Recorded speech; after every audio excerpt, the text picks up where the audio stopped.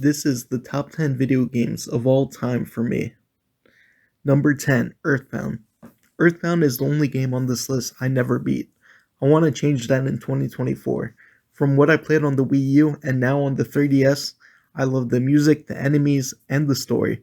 It sits on this list because of how much I found the game to be enjoyable. Number 9, Pokemon Gold. Pokemon was my first RPG. I had Pokemon Yellow and Gold growing up. I liked how in Gold there were two regions. Pokemon is something I kept up with for years. I owned one of every gen. When I was bored, I trained hard to beat Red. Number 8, Mario Party. I know many people could argue over what was the best Mario Party, but I grew up with the first one only. The next Mario Party I would play would be the first Wii one.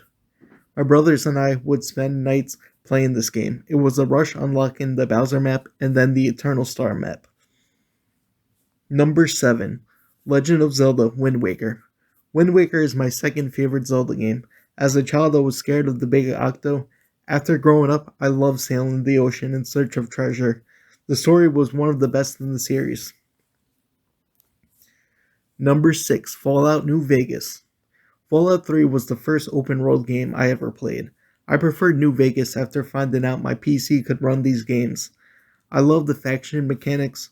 I remember as a teen I didn't realize the point of an open world game until years later. I would search the wastelands and Mojave Desert for hours. Number 5, ToeJam and Earl 3.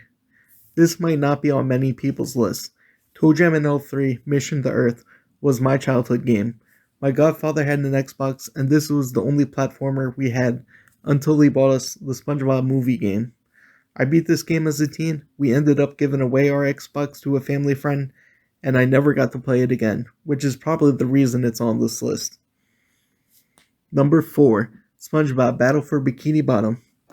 This game graced my GameCube collection when I was a child. I used to replay the game over and over, the very few first levels. But as a kid, I got to the final boss and learned the first stage by heart. I beat the game after many tries. I just reviewed this game recently. Number 3, Super Mario Sunshine. As a kid, I never played most of this game. I got stuck at the theme park, so I never got Yoshi. After growing up, I beat the game after Googling how to beat the game. I didn't know you had to beat episode 7 of each level. I thought it had a similar structure to Mario 64. This led me to gain over 100 stars out of the 120 stars available. I found some hidden stars without Google, which was a thrill as a kid. Number 2, Life is Strange, the first one. When the remastered version came to the Switch, I played the whole series after falling in love with this game. I immersed myself in the lore of Life is Strange.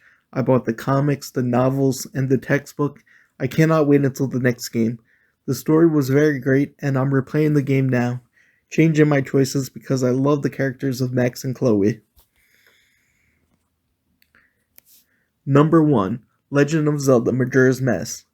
This game stands as my favorite of all time. While others change order frequently, I think this game was designed for my taste. Growing up, my father played Zelda, and he beat A Link to the Past, Ocarina, Majora, and Wind Waker. My love for the franchise is rooted in seeing my father beat these games. Majora's Mask is my favorite because of the story. Every side quest is added to the world, the time element added more to the story. Every day you see people go through their daily life. I collect every mask and heart. It was a great time.